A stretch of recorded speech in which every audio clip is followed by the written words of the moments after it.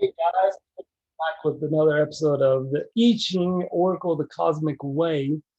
And right now we're on Hexagram 14, which is possession in great measure, which is fire over heaven, the judgment, supreme success. In this hexagram, the sage informs us of the cosmic possessions a person comes with at birth and those which are given to him throughout his life by the cosmos.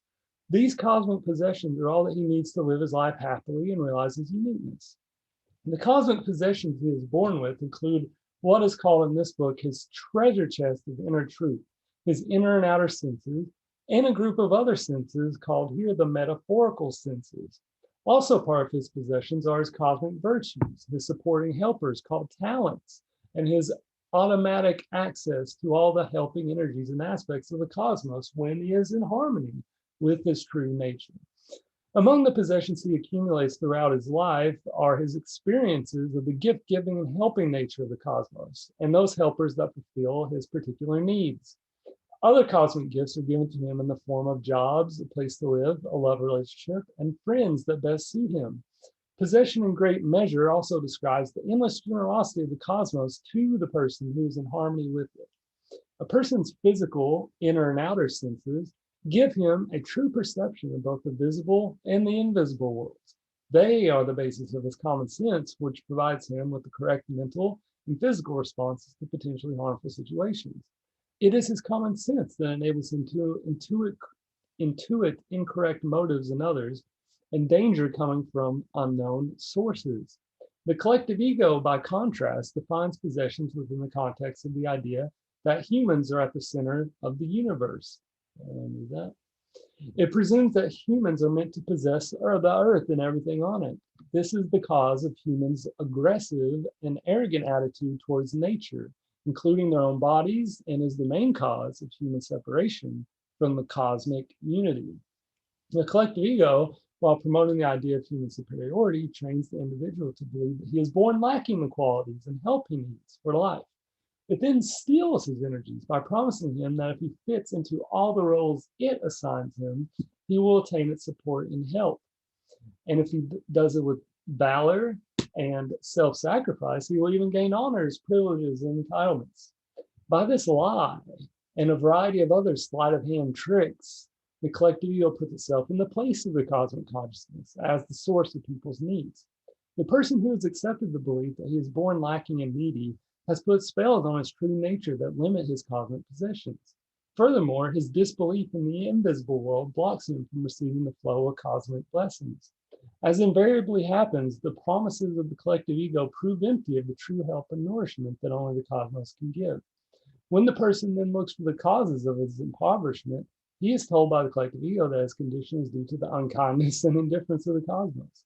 It is often said that nature is economical and wastes nothing. While this is true, some people have incorrectly taken it to imply that nature acts in a miserly way. They do not realize that such thoughts put spells upon their relationship with nature that block them from receiving its abundance. What a person receives from nature or the cosmos depends entirely on his attitude toward them. As is shown above, the mental program installed in a young person's psyche by the collective ego leaves no part of his relationship with the nature of the cosmos untouched. The collective ego's intention is to appropriate as many of a person's cosmic possessions as possible to its purposes. The belief in the ups and downs of life promoted by the collective ego is responsible for the fear that even though a person may possess more than enough of everything, he will never have enough to protect himself from the unforeseen, and so must always strive for more. Such a person actually believes that chance or probability rules life, and thus holds the cosmos in distrust.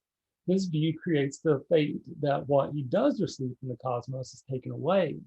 When a person has a trusting relationship with the cosmos, he receives cosmic gifts in abundance as he needs them. The collective ego would make us believe that, that everything in nature exists to be possessed by humans and serve their purposes. Since this belief is not in harmony with the cosmos, it blocks a person from receiving nature's gifts. He then concludes that he must forcefully take what he needs from nature and bend it to his purposes. In cosmic terms, this is stealing from nature rather than allowing it to give its gifts. Such stealing creates fates. Inasmuch as this hexagram speaks of the gift-giving nature of the cosmos, it also tells us that the nature of the cosmic consciousness is love. Its love pours to us not only in the many forms already mentioned, it also comes as cosmic interventions in our lives when we are in great trouble, and as help given to the imprisoned true self to free it from the tyranny of the ego. Terms such as conditional love and unconditional love do not describe cosmic love, which pours out constantly and without measure. It is humans alone who, by holding to mistaken ideas and beliefs, limit their abilities to receive it. A person who has given himself over to the ego and is wholeheartedly devoted to its values cannot receive cosmic love. However, even the most arrogant person can receive its love during those moments when, through shock, he is drawn back into modesty and self examination. Once the shock subsides, the ego will seek to find any opportunity to return. His connection with the cosmos can endure only so long as his heart remains open and he remains modest and sincere. This hexagram is often received to inform a person why his cosmic gifts come and go. And more than likely, this is due to his belief that change is the rule of life, which has projected itself into reality. He may also be falsely attributing his gifts to the wrong source, such as to his cleverness, or he may be using them for his egotistical purposes. Or his cosmic gifts have dried up because he thinks poor or thinks luxuriously, as in, you can never have enough. If an experience is to be worthwhile, it must be difficult or costly. Nothing comes from nothing. I don't deserve it, or I do deserve it. I have the right to do whatever I want with what I possess. A person must have something to be somebody. Success is what counts, never mind the means. Possessions are power, and power is everything. Being spiritual means getting free of worldly possessions. Giving is more noble than receiving, and having possessions and money is evil. Two of the unique cosmic gifts given to humans are the ability of speech and the ability to form images. The ability of speech belongs to the word mind, and the ability to form images belongs to the intuitive mind. Their function is to form images and words that express our inner truth, which is always in harmony with the cosmos. The collective ego, however, has appropriated these two gifts by flattering the word mind and the image mind that they are what makes humans special and superior to all of other forms of existence. Once captured by the ego, the intuitive mind develops fantasies about the greatness of the human species, while the word mind provides rationales to support those fantasies. Both minds, caught up in the ego's purposes, forget their original functions. When the two frontal lobes of the brain are thus exalted, other parts and functions of the brain and body are slandered as inferior. For example, the feeling manager, a helper whose functions to coordinate the psyche and the body, and which is located in the brainstem, is partially disabled when the latter is regarded as insignificant. It is through the many capabilities of the feeling manager that a person's health is maintained. It is particularly destructive to a person's health when the thinking mind puts itself in charge of the body. The spells that have been put on these two minds through flattery need to be broken. They consist of phrases and images having to do with human superiority and with ideas that pronounce the human species as special. Examples are the Chinese idea that man is the representative of heaven on earth, and its Western equivalent that man is the crown of creation whose job is to rule the earth, and their scientific equivalent that humans are at the top of the evolutionary ladder. Holding these ideas creates fates. The judgment word, supreme success, refers to the success a person has in all that he does when he fully recognizes his cosmic possessions and does not allow the ego to steal them. Line 1, no relationship with what is harmful. There is no blame in this. If one remains conscious of difficulty, one remains without blame. No relationship with what is harmful is a statement that the cosmos does not entertain a relationship with the ego. There is no blame in this, states that the cosmos is not to blame if a person is not receiving the gifts it holds for him. If he is not receiving gifts, it is an indication that the person needs to free himself from the ego's grip. If one remains conscious of difficulty, it means that he needs to remain aware that the ego is present. It will attempt to appropriate or steal the cosmic gifts to its purposes. Only if he remembers this will he have no cause to regret.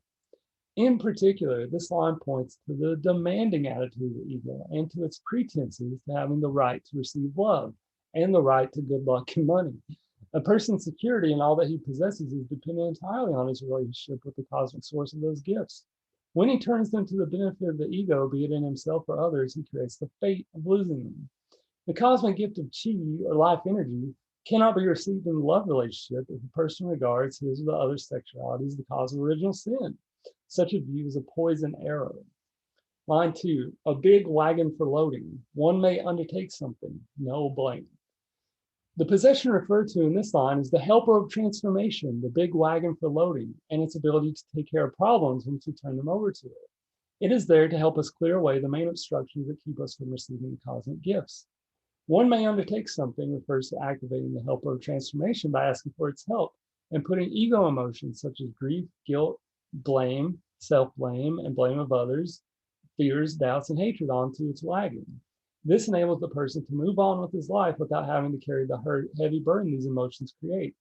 Through turning them over, the helper of transformation is enabled to transform them into other helpers. Doubt of its ability to do this, however, interferes with its abilities. Of all these emotions, it is most important to get rid of guilt because guilt keeps the person caught in a vicious circle of self-blame.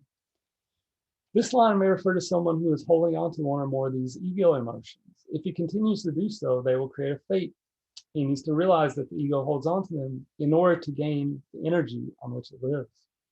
Line 3, a prince offers it to the son of heaven. A petty man cannot do this. From the standpoint of the collective ego, the prince represents a noble-hearted person who devotes his talents and cosmic gifts to the purposes and goals of the collective ego. In doing so, he is seen by others as magnanimous and princely. The son of heaven in this analogy is the collective ego, which has set itself up as a representative of heaven on earth, thus also as the sole judge of what is important and valuable. Concepts such as being noble-hearted and being petty are used by the collective ego to divert a person's talents and cosmic gifts to its purposes. The text suggests that a person is either noble-hearted or petty. The person who takes this line as wisdom is driven, on the one hand, to adopt the self-image of being noble-hearted out of fear of being seen as petty, and on the other, to succumb to the flattering associations connected with the word noble-hearted. This is a typical sleight of hand trick of the collective ego. By making the person think he must choose one or the other, he is lured into developing a self-image that will allow the collective ego to usurp his chi energy and his cosmic gifts. Seen in cosmic terms, the line refers to times when a person's true self, the prince, leaves the personality. He has a correct attitude of responsibility toward his cosmic gifts and acknowledges the true source. The petty man represents the individual ego that claims the gift to be of its making and the right to use them as it sees fit.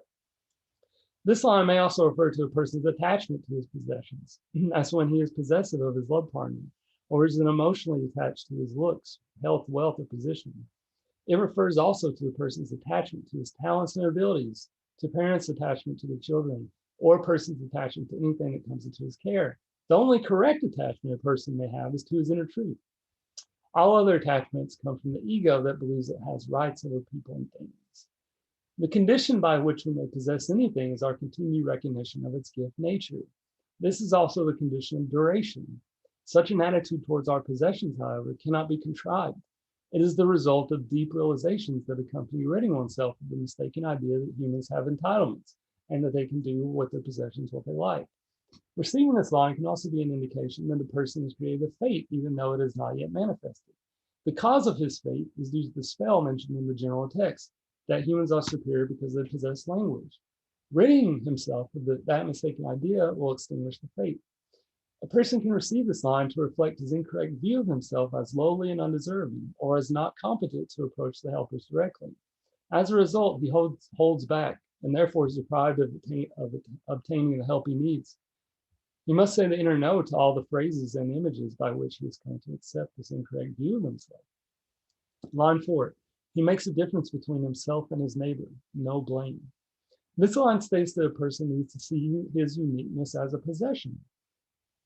It is vital that he not compare himself with anyone else, as with other members of his family, clan, class, race, etc. Each thing in nature is a unique possession of the cosmic consciousness. Its purpose is to relate back to the whole its unique perceptions, feelings, and experiences. In doing this, each thing contributes to the evolution of the whole. When, however, a person comes under the influence of the collective ego, his uniqueness is suppressed and sacrificed to make him conform to its rules. When a person's uniqueness is appropriated in this way, it is an act of robbery that decreases the cosmic whole.